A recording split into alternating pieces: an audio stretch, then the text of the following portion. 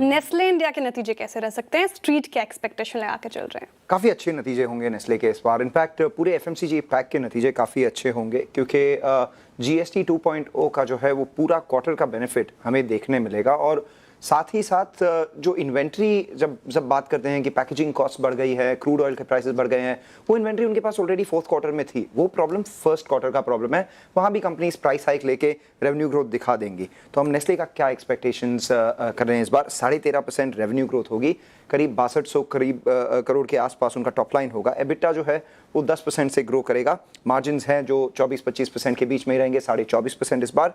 और net profit भी 13%, करीब 1000 करोड़ के आसपास उनका नेट प्रॉफिट होगा। नेस्ले 95% रेवेन्यू डोमेस्टिक सेल्स से आती है, तो वहाँ पर 9 से 11% वॉल्यूम ग्रोथ एक्सपेक्ट कर रहे हैं, 4 से 5% प्राइस या मिक्स ग्रोथ एक्सपेक्ट कर रहे हैं। एक्सपोर्ट्स जो है वो करीब छोटा है, तो 12 से 14% ग्रोथ वहाँ भी एक्सपेक्ट कर रहे हैं।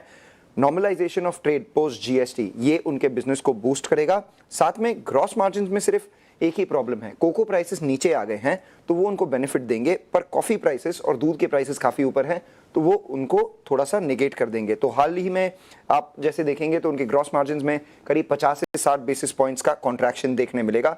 सबसे इंपॉर्टेंट दो चीज़ें होंगी मैनेजमेंट कमेंट्री में। सबसे पहला तो डिमांड कैसा है, अनसीजनल रेंज जो हुई थी उस वजह से उनके आउट ऑफ होम बिजनेस पे क्या इम्पैक्ट आया है, और दूसरा सप्लाई डिस्रप्शन, क्योंकि मिडिल ईस्ट टेंशन की वजह से पैकेजिंग कॉस्ट और बाकी सब कॉस्ट बढ़ गई हैं, उनके सप्लाई डिस्रप्शन या मार्जिन्स पे क्या इम्पैक्ट आएगा, ये दो इंपॉर्टेंट चीज़ है। स्टॉक 60 टाइम पे सस्ता नहीं है, पर पिछले 5 साल का एवरेज देखें तो 62 टाइम पे ट्रेड कर रहा था। ओके।